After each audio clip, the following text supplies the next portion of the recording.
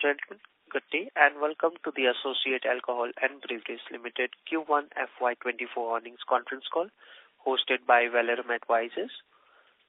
As a reminder, all participant lines will be in the listen-only mode and there will be an opportunity for you to ask questions after the presentation concludes. Should you need assistance during the conference call, please signal an operator by pressing star then 0 on your touchtone phone. Please note that this conference is being recorded. I now hand the conference over to Ms. Purvangi Jain from Valorum Advisors. Thank you and over to you, ma'am. Good afternoon, everyone, and a warm welcome to you all. My name is Purvangi Jain from Valorum Advisors. We represent the investor relations of Associated Alcohols and Breweries Limited. On behalf of the company, I would like to thank you all for participating in the company's earnings conference call for the first quarter of the financial year 2024. Before we begin, I would like to mention a short cautionary statement. Some of the statements made in today's con call may be forward-looking in nature. Such forward-looking statements are subject to risk and uncertainties, which could cause actual results to differ from those anticipated. Such statements are based on management's beliefs as well as assumptions made by and information currently available to the management. Audiences are cautioned not to rely on these forward-looking statements in making any investment decisions. The purpose of today's earnings conference call is purely to educate and bring awareness about the company's fundamental business and financial quarter under review. Now, I would like to introduce you to the management participating in today's earnings conference call and give it over to them for their opening remarks. We have with us Mr. Tushar Bhandari, Whole-Time Director, and Mr. Ankit Agarwal, Chief Financial Officer. Without any further delay, I now hand over to Mr. Tushar Bhandari for his opening remarks. Thank you, Purvangi. Good afternoon, everyone, and welcome to our earnings conference call for the first quarter of financial year 24. Let me first brief you on the operational highlights for the quarter under review, after which our CFO, Mr. Ankit Agarwal, will take you through the financials. Let me start with the macroeconomic scenario. In the context of volatile global economic landscape, the liquor segment in India has shown a consistent stability, with consumption pattern resilient during April to June quarter. India's economy remains a bright spot amid global uncertainties, and the liquor industry's strong performance can be attributed to cultural change and consistent demand. The recent RBI policy measures have further fostered economic stability, positive influence consumer spending, including discretionary expenditure on alcohol beverages. With the penetration of the liquor market still relevantly low, the outlook for the sector short to medium-term growth remains promising. Driven by the robust growth trajectory in Indian IMFL segment, the company witnessed a noteworthy year-on-year increase in the sale volume of the IMFL category. The company's overall revenue declined on year-on-year basis, primarily due to reduction in IMFL volume stemming from a shift in government policy. The decline was partially offset by the strong growth in our IMFL licensed brand sale, which also aided in the improving margins. Our primary focus to enter new geographies, launch new brand in premium category, and continue to scale up distribution and visibility in the launched market. We have premium products in pipeline and expected to launch craft gin in a month or two. The company is continuously working on increase its share in IMFL portfolio, and we are happy to share that the revenue share of the company from this segment stood at 44% in the current quarter, and we are continuously striving to increase further in the future. We continue to face inflationary pressures on critical inputs like grain and glass. Encouragingly, glass price indicates slight early signs of decline. However, the grain price are expected to remain at elevated level. On the capex front, the much-awaited ethanol facility is currently in the trial stage, and we are expected to commence operation from October 23. The expansion in the bottling line is in full swing. We are expecting to commence the operation in the new bottling line in this fiscal year. Due to inordinate delay in the process and looking at the sentiment of all the stakeholders, the board has decided to withdraw the scheme of arrangement for the amalgamation of our company with Mount Everest Breweries Limited. However, I want to emphasize that this move does not affect our strategic direction to growth perspective. The choice to withdraw from the merger emphasizes our confidence in our company's inherent strength and capacity to achieve a desired outcome. We are now poised to leverage our existing strength for continued growth.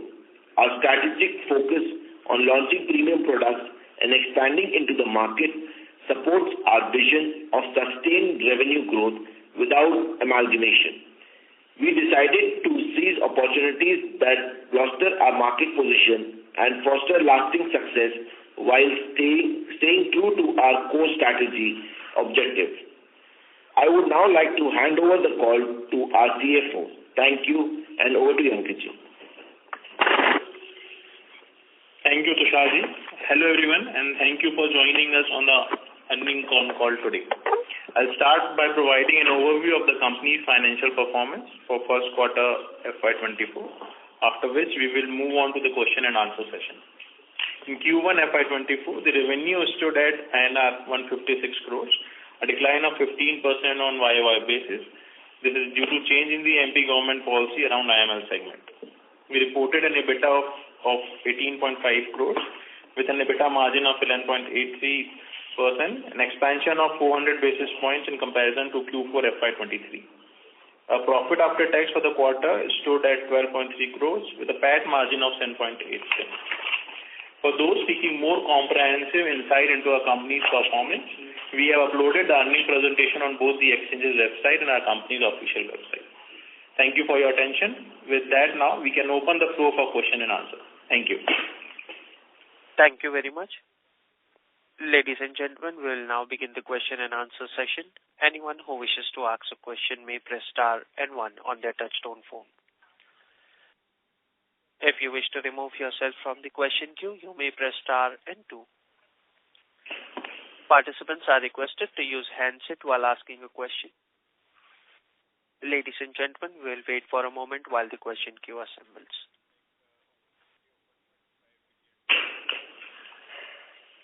First question is from the line of Harsha from Dimensional Securities. Please go ahead. Hi, good afternoon, sir. First question is on the IML segment. So what exactly were the changes by the government policies that led to such a sharp decline in the volume for this segment? Good afternoon, Harsh.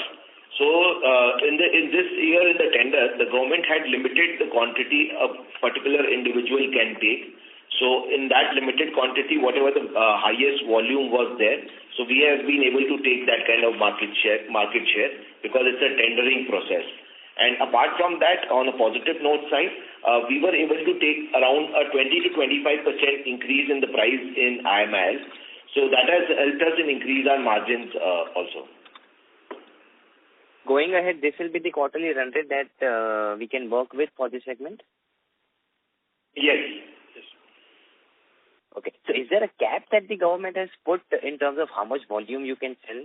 For every player? So in a tendering process, the government puts a cap on how much a person can supply an individual, because government wants to secure its revenue also. Because if there is no cap and if one individual or one distiller takes the entire Madhya Pradesh state for supply, and if he is not able to supply, then the government's revenues get affected, which has happened in the past also. Okay. And next question is for the IMFL segment. So while the license segment has seen a pretty good growth of 15 to 16% volume, the proprietary has been flattish even YOY and QOQ. Given that we would have been launching new products and entering new markets, the growth should have been much higher for our proprietary division. So just wanted to understand there, what is the reason behind this flattish kind of a performance? See, this slight kind of performance is that the industry is slightly down, especially in Madhya Pradesh. So as per the industry, we have been able to increase our market share, but as a volume-wise, due to industry being down, it's reflecting a slightly less sale. But in terms of the Kerala market, which we have created as one of the largest market, similar on the lines of Madhya Pradesh, the volume has increases, and we are expanding to new geographies, which is under pipeline. So very soon we'll be entering a few other states like Goa, Pondicherry, Orissa, and Assam. Okay. So besides Kerala, is it that you are facing some challenges in terms of ramping up your volume, or you're finding it difficult to, get the kind of footing that you must have anticipated a year ago? So see, in this I would not deny. Definitely, it's a difficult scenario to enter into some other new markets and create a market share and to create a space from someone else's. But we have proven ourselves in few states, so we are trying to replicate in other states also. Like Kerala, we have last year we were the fastest company to complete 1 million cases. So we did last year 1.2 million cases, and this year we are expecting the sales to be higher. So we have proven ourselves in one market, and in Kerala we are the fourth largest player in the market right now, and we are trying to replicate in certain other markets also. But the process is long in other markets of entering and label registration and all that process. So once it's done in other states, we will try and capture and encash.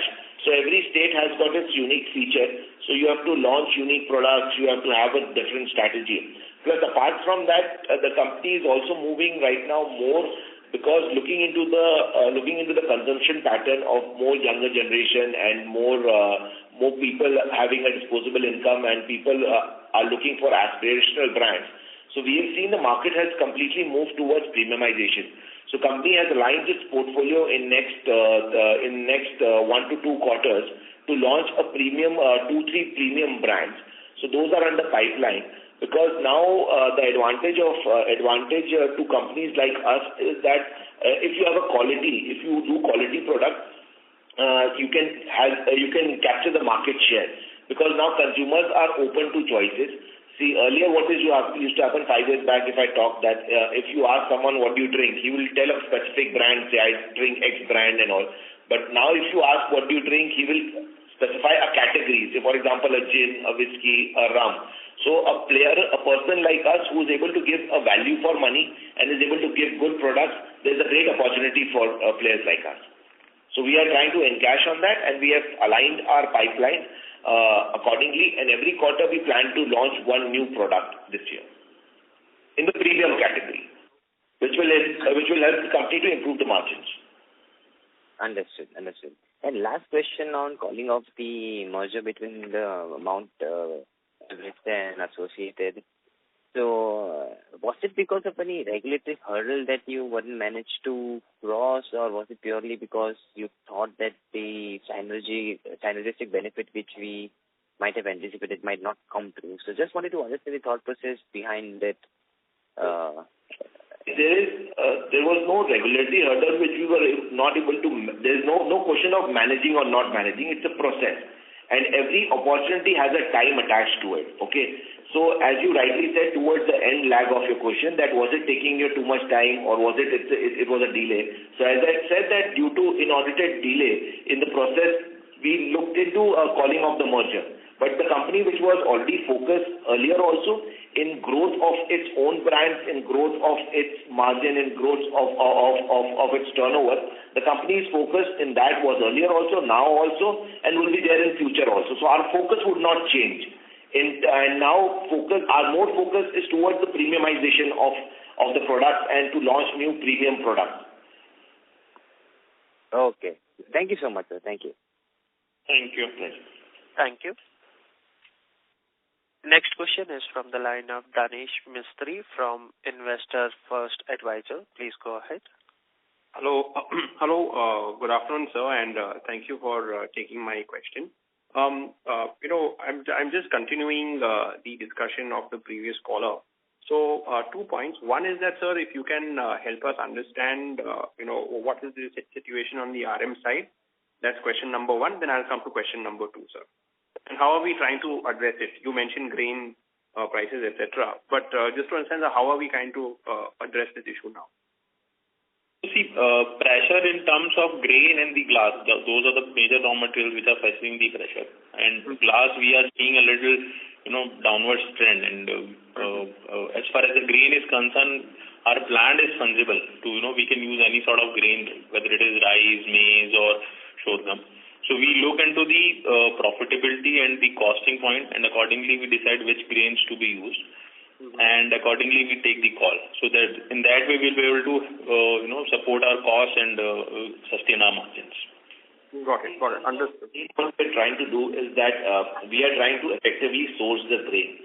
See, something which is not in our control, we can try and manage and mitigate the amount of impact which should be there on the balance sheet. So what we are trying to do is that we have gone a step further. We started to buy directly from the manufacturers. So, for example, rice flakes we buy. So we directly go, instead of buying from the broker, we've directly started buying from the mandis, directly buying from the companies. Okay, so that has helped the broker margin and reduce our cost. And the biggest advantage to company is that we are debt-free company. So we try, unlike other players in the market who have long payment terms, we try to buy on a short payment term and try to take a higher discount on that. And plus, apart from that, the government is also in a way supporting. What government has done is government has introduced ban of rice now. So that has increased the availability of rice in India.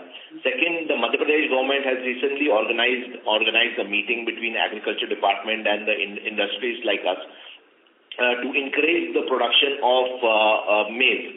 So if the production of maize increases, and so that will help in availability of maize.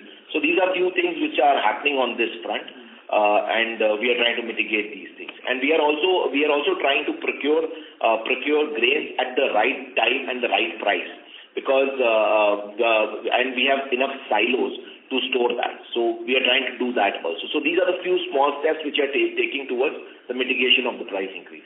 One more point I'll just add to it. So our plant is centrally located, and we can take grain from either Chhattisgarh or Maharashtra or within MP. So the logistic cost or the transportation cost remains same across for all three states. So availability is not an issue for us. Understood, sir. Understood. And sir, just one more question. This is a bit of strategic in nature, but now that we have called off this merger, which is there, do you think that and given the valuations of where our company is, do you think there is scope for the promoters, etc., to increase their stake in the company? Because our growth profile is pretty good and valuations also are reasonable. So just checking on that behalf, sir. So see, as far as the increasing the stake in the company for the promoter is concerned, that is not on the card as of now. But we can think it of in the future. Right now, we are focused on increasing our strength, like expansion to meet the market requirement. Like ethanol is coming up, bottling line is going on. We have other few projects in the pipeline to increase the facility expansion. So those are the things which we are concentrating on to increase the business assets. And as far as the promoter stake increase is concerned, that is not on card as of now, but we can very well look into the future at the right time and the right valuation. See, right now the entire management, as I said earlier, also is focused in the growth and increase the margin and launching new products. So the entire team forces and strength is on that basis. How to launch new products, how to launch new brands, and which markets to enter. And we are completely focused towards that at present. Understood. Thank you very much, sir, and wish you the very best of luck. Thank you, sir. Pleasure. Thank you. Before we move to the next question, a reminder to the participant, anyone who wishes to ask a question may press star and 1. Next question is from the line of Manoj Pura from Adinath Financial Service Private Limited. Please go ahead. Hello. Good afternoon to all. Myself, Manoj Pura from Adinath Financial Services Private Limited. My question is regarding ethanol project. When the ethanol project is going to start commercial production, sir?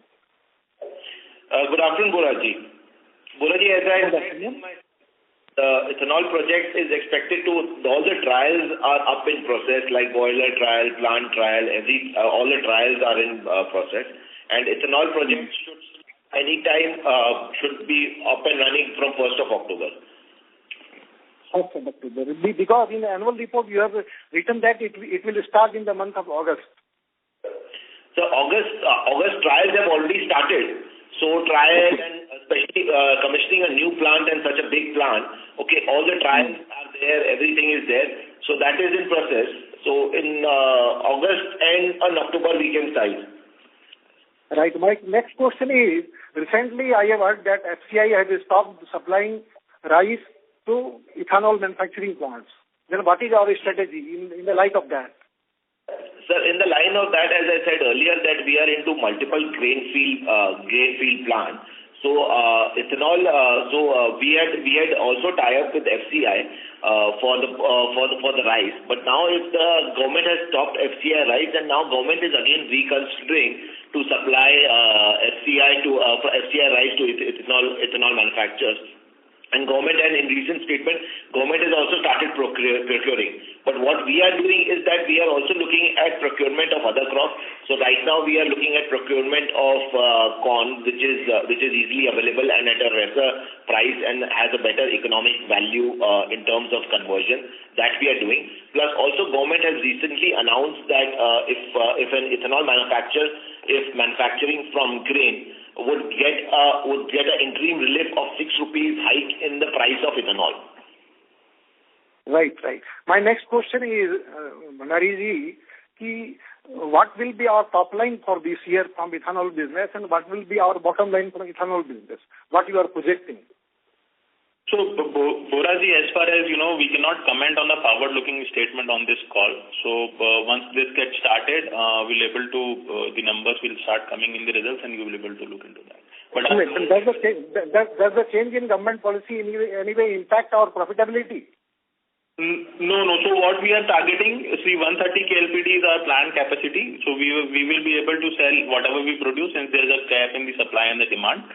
And as far as the profitability is concerned, it is in the line what the other industry players are having in the EBITDA and the PAT terms. We will get those things, and there should not be an issue with that. Do we have plans to divert ethanol to ENA in the near future? We are targeting on ethanol facility only, and we will be doing ethanol as such, and we don't have any plan to switch it to the ENA. Thank you, Agarwalji. Thank you. Thank you. That's all from my side. Thank you. Thank you. Next question is from the line of Yash Modi from Ashika Group. Please go ahead. Hey, good afternoon to the team. And first of all, congratulations for calling off the merger. I think it had taken a lot of our time. And like you said, just wanted to understand from a strategic viewpoint, now that you have two separate companies, so it doesn't alter your initial plan of what you had written in the annual report, right, of chasing more shops, entering more states. Just as two separate companies, you'll be doing that, but operationally it will be the same thing, right? Is that the correct understanding? Good afternoon, Yash. Yes, as you rightly said, that company, and I said earlier also, the company is already looking at growth, and we are aggressive looking at entering new markets and entering new products and chasing growth. So that has always been the focus, and so we are looking into that. All right. Sir, and now B2B revenue is 56%. You have scaled up B2C revenues for this part of the business also, like IMIL also to 44%. So where do we see in the next 2 years, where do you intend after the premium gin that you're launching, where do you see B2C part of the business stabilizing around? Would it be like the reverse, say 60-40 in the next 2-3 years? Is it a fair assumption? So as we said earlier also, and we stick to our commitments. If you have heard us 2 years back also. In 2 years back also, we had said that aggressively we are looking at increasing the sale of value-added products. And that we have proven ourselves in last 2 years. And we are also looking at aggressively increasing the value-added products in our portfolio.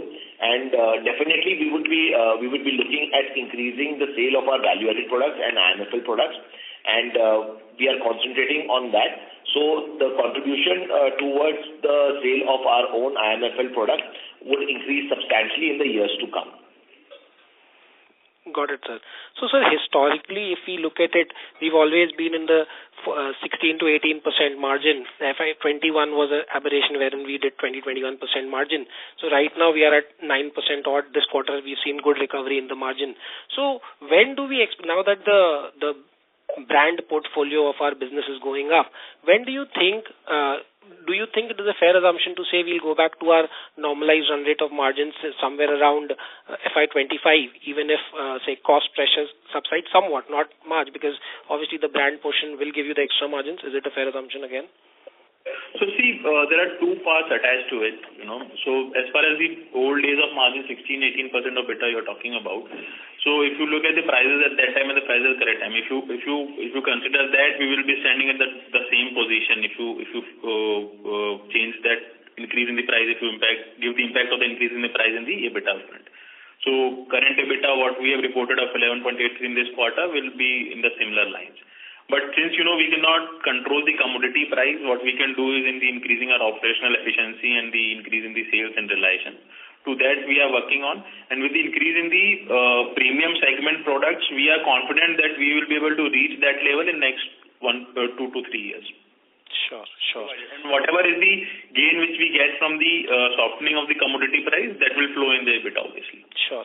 One interesting thing that I saw from your annual report, sir, even when you were forming this plant, you've always kept it fungible to various grains.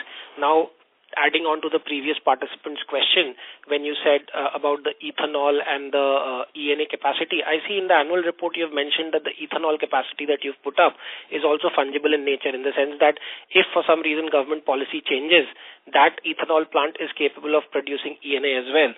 So could you just lend some light to this capex of yours? So yes, the plant is capable of manufacturing both ethanol and ENA, but right now the company is purely concentrating on manufacturing ethanol in that.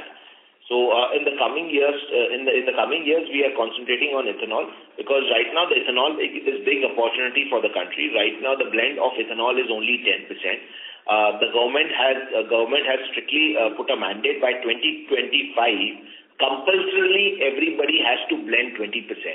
Okay, so there is still a huge gap and opportunity in that. Plus, apart from that, we are located centrally in Madhya Pradesh. In Madhya Pradesh, the government is able to achieve 10%, but out of that 10% ethanol which government is able to achieve, still 4 to 5% is coming from other states.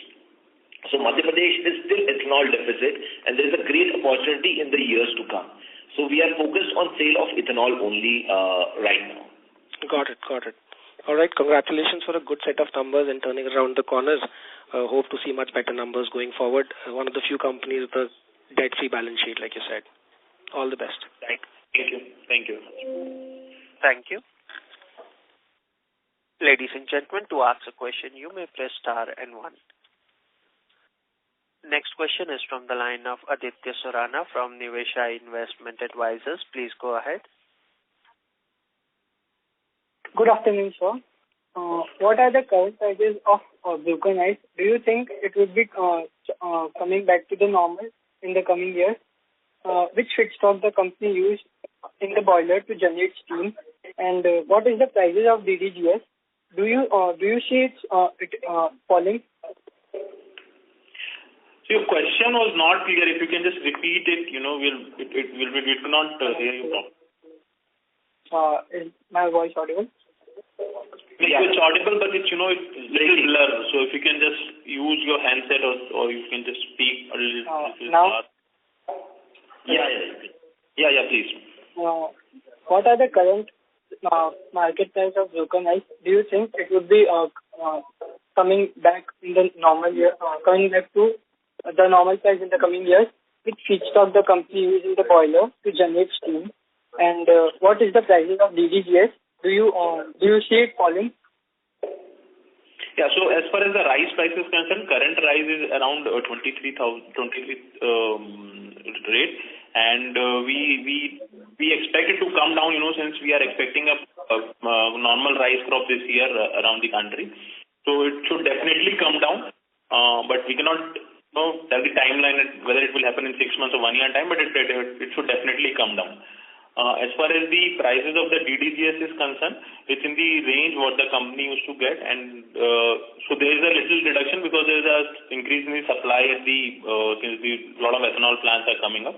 So there's an increase in the decrease in the price as compared to the previous year. Thank you. This was all from my side. Thank you. Thank you.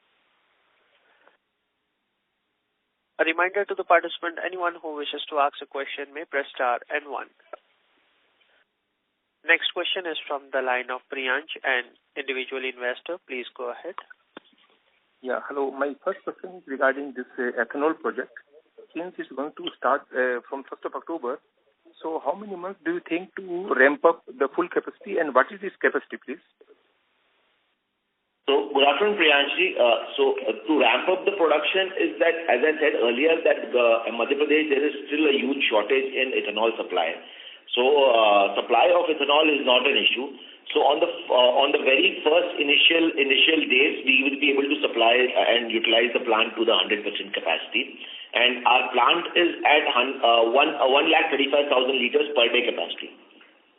Okay, and did we already sign this sale purchase agreement within OMC? We've already applied and we have already registered ourselves for the sale purchase agreement with the BPCL and IOCL. And as soon as the plant starts manufacturing ethanol, we will get a purchase order from them.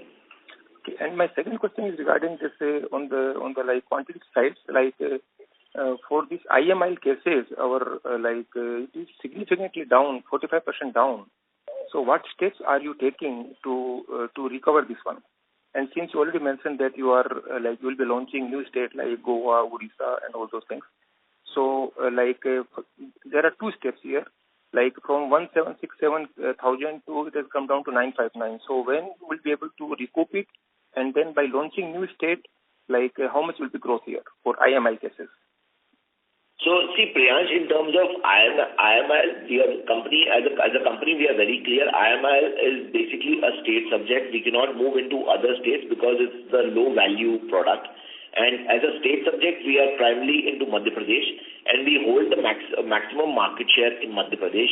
It's a tendering process, and as I said earlier, also due to certain policy change in the government, the volumes have gone down. But however, with the down volume, we were able to take a substantial price increase in IMIL product. But the company over the years have been focused in increase the sale of its IMFL products. So that we are aggressively looking into it, and we are aggressively planning to launch at least 3-4 states every year and increasing the volumes there. And we are able to, and we are focusing on making states like Madhya Pradesh, where we hold the maximum market share in IMFL particularly, to make 1 or 2, 3 states more in the coming years to come. Kerala we have already created, so the volumes in Kerala is almost equivalent to the volumes what we are doing in Madhya Pradesh, and we expect to increase the volume substantially there. So similar 2-3 states more we are planning to concentrate and make such a big volume states in the 1 or 2 years to come. So that will help us increase in our own IMFL products, and plus that will help us to consume the manufacturing of ENA at our in-house products.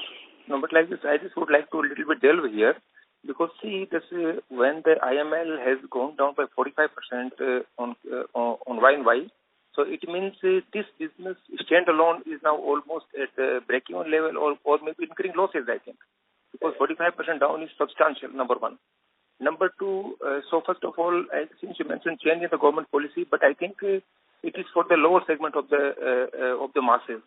So I think those people still consume. So I don't understand what has been the particular change of the policy of the government, or whether they increase excise duty or whatever. So why it has gone down to to this extent, and whether the other competitor in MP has also faced the same this down in this the sales of IMIL. So Priyansh, as I clearly said earlier, that in this what the government has done is the government has limited a supply a particular company can do, and it is a tendering process, which happens every year. So government has reduced the volume of the supply which a particular company can do. So over the years, we were the largest supplier in state of Madhya Pradesh. Till today also, we are the largest supplier in the state of Madhya Pradesh. In terms, when I talk only in we are talking about IMIL, okay? So whatever the government's maximum cap is there, we are supplying to that much quantity. So whether this allocation or tender, is it a discretionary affairs by the government? Because since you are one of the largest, and masses still consume. So whether the government want to sort of reduce this monopolistic or in big supply, they want to distribute this quota to many companies, or whether there has been any other particular reason. Did you guys factor it that what led the government to reduce our quota by 50%? So basically what happened is that last year when the government had a higher cap, in that also we had the maximum volume with us, whatever the maximum cap of government were there. But in this, what happens in IMIL process is that you get a supply of a particular district. So for example, Madhya Pradesh has 52 districts and I get a supply of, for example, Indore district. So only I will be able to supply in Indore district, nobody else will be able to supply in the Indore district. So that's what happened. So last year, one or two players had taken the more quantity which they could supply. So in that, what happened? So for example, an ex-person took an Indore district and he was not able to supply. So the government revenue suffered drastically. So sir, are you taking any more action with the government level, whatever, to approach PR and to convince them that so that next tendering, whenever it happens, you don't get only one Indore district, you get 3-4 districts, for example. Just a thought. See, that's the volume restriction which government has put, and we take regular steps and do the regular representation to the government. But still, I'll again reiterate, it's IMIL we are talking about. IMIL is a low margin product. The company is purely focused on increasing its IMFL sale. Okay. The company would be a leading player in IMIL. Whatever the government policies remains, it has been a leading player since last 20 to 25 years. It will still be a leading player in IMIL. But our focus is completely on IMFL, premiumization brand, by getting more margins in sale of premiumization brands. We have a premium gin in pipeline. We are making a blended scotch. We are in the process of making a blended scotch. We are in the process of making an RTD. So these products are there in pipeline, and company is purely focusing on premiumization and selling its quality, because the company has got its quality product to attune the basis ENA which is there. I have told earlier also, we are also exporting ENA to European markets to make Smirnoff there. So that speaks the quality which we produce. And we believe in quality, and we believe in providing quality at a reasonable price to customers. That's where our concentration is purely on. No, very good, very good. So, but sir, my last statement will be, taking together IMIL and IMFL, how much capacity currently they are producing, and what is the scope of producing more number of cases? For example, this number one. Number two, in this quarter gone, how many states did we launch the IMFL, but because still you see the volume is static? Yeah. So what happens is that the licensing process takes time. Every state, so in India, dealing in the liquor business, every state is a different country altogether. So you have to get license done, you have to get label approval done, you have to get premises approval done, you have to get a lot of approvals. So that is in process of 2 to 3 other states. So there we are doing it, and as I said, this year we are planning to launch 3 states, they primarily being Goa, Pondicherry, Punjab and Odisha. By which month, sir? And West Bengal. Sorry? By which month, for example, Punjab, Pondicherry, which month? I cannot say this month, but definitely in this financial year, these states would be launched, and very soon 1 or 2 states would be launched.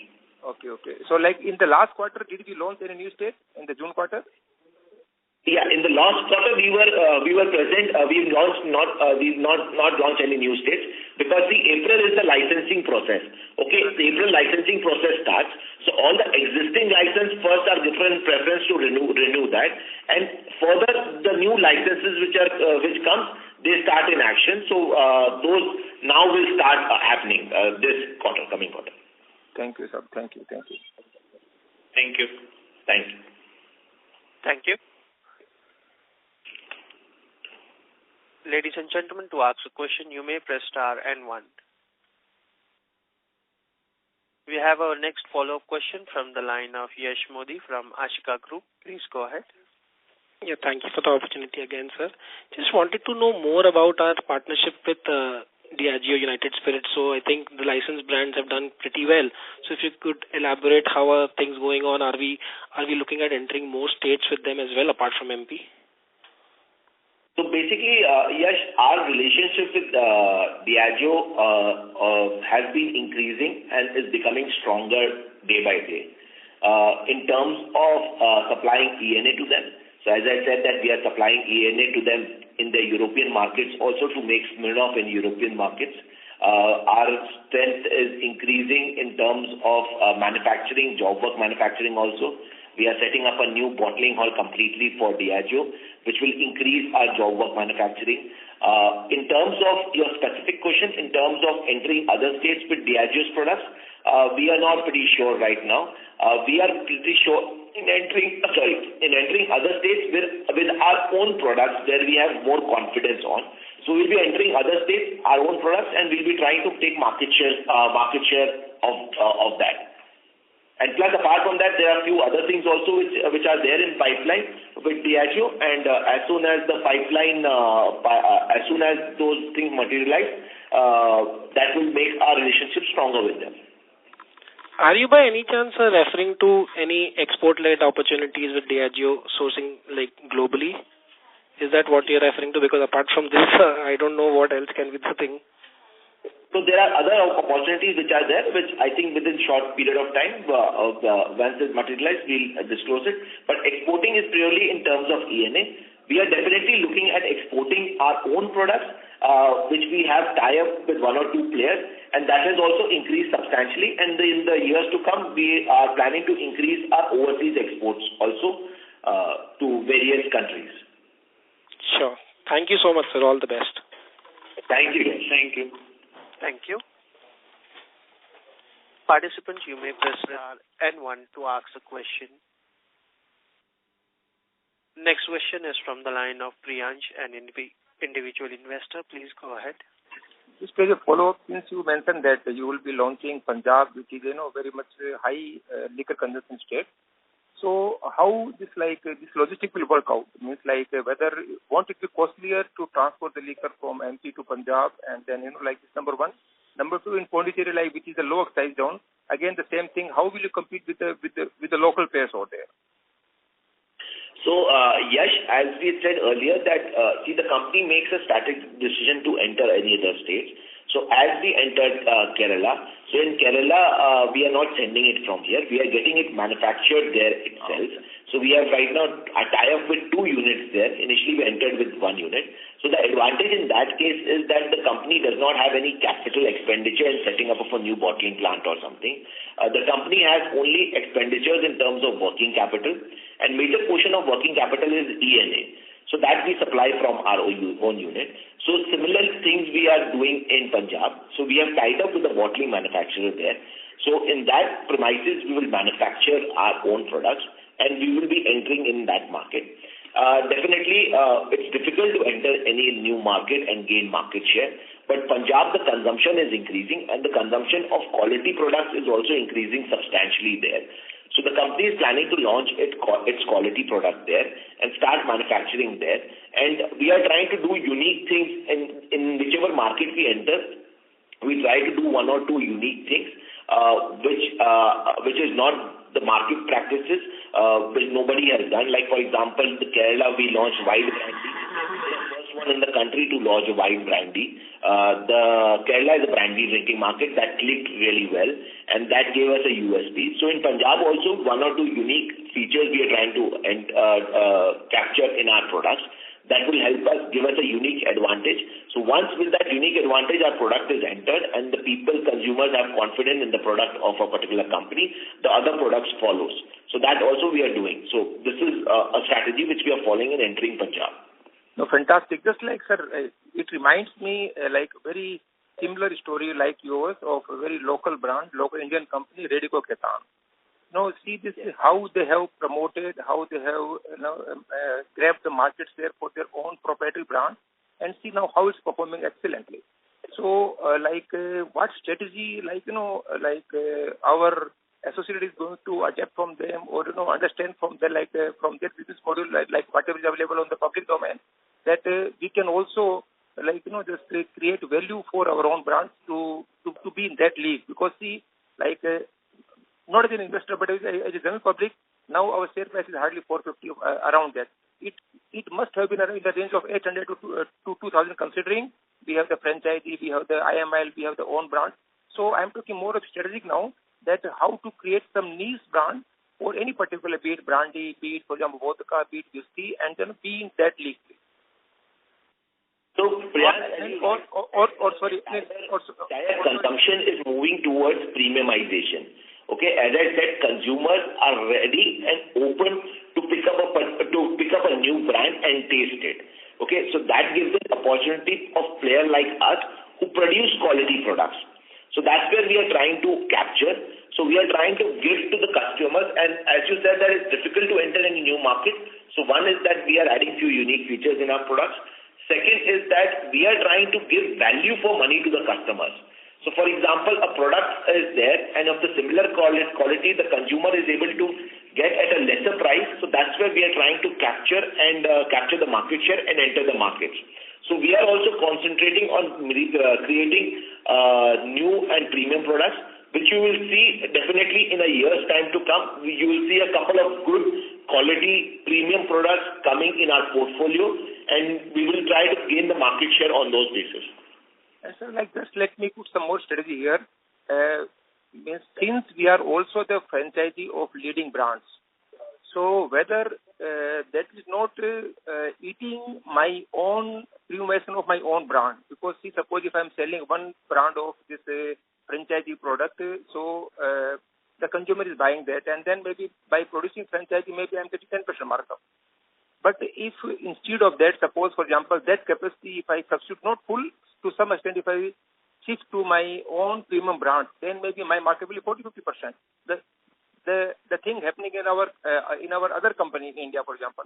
So the point I'm trying to say, did we conceive or nurture any premium brand already, or are we going to launch a premium brand, whether registers and everything has happened, number one.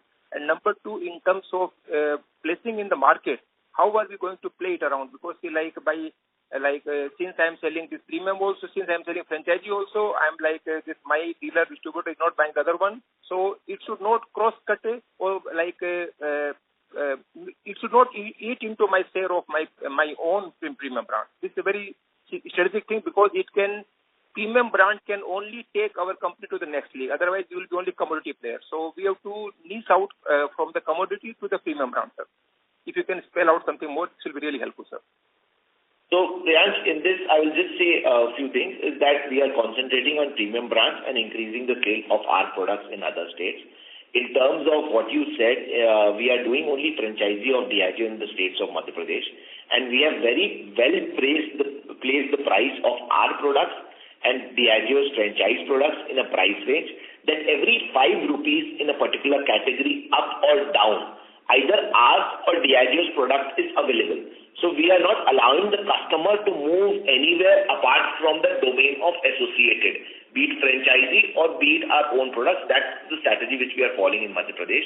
So that is helping us to create the volume of ours and of the franchisee brand. So you could see the volume of both the brands increasing. And secondly, in other states, wherever we are entering with only our brands. So that is purely a premiumization product category which we are doing. And this this advertisement campaign, are we conceiving below the line, above the line? For any this marketing activity, advertisement activity, ATL or BTL below the line or above the line for our premium brand? Are we conceiving, or are we doing any, or are we planning to do any ad campaign for this one? Yeah. We are not planning to ad campaign, but we are trying to do value for money branding. Because in the liquor category, value for money branding is very important. So it's not necessary that you have to appoint a big star, or you have to have a big hoarding, or you have to have a big picture. The incentive which is to be given is to given to the retail salesmen. 50% of the regular customers who are there, 70% of the regular customers who are there have got a particular wine shop, have got a particular salesman whom they purchase the liquor from. So we try to influence those people, salesmen, and we try to take a complete bottoms-up approach. So that helps the customer to taste our product, and if the product of quality is good, the conversion happens that. Plus, to support that, on the premiumization, we are doing social media activities and other activations which you will see in the years to come. Beautiful, sir. Beautiful. All the best. Thank you. Thank you. Thank you. Ladies and gentlemen, this was the last question for the day. I would now like to hand over the conference to the management for the question.